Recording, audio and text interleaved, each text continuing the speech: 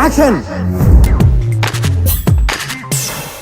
వెండి తెరపైకి తండ్రి కొడుకుల కాంబినేషన్ మన టాలీవుడ్ కి బాగా అచ్చొచ్చింది.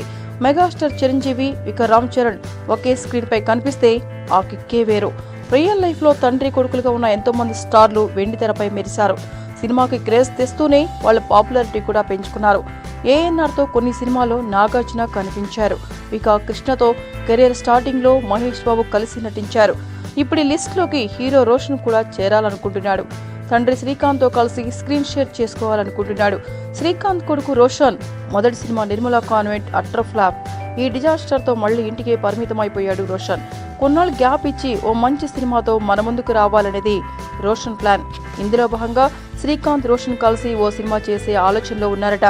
శ్రీకాంత్ ఇప్పటికే క్యారెక్టర్ ఆర్టిస్ట్ గా మారిపోయాడు. హీరోగా కంటే సైడ్ రోల్స్ తోనే మెప్పిస్తున్నాడు.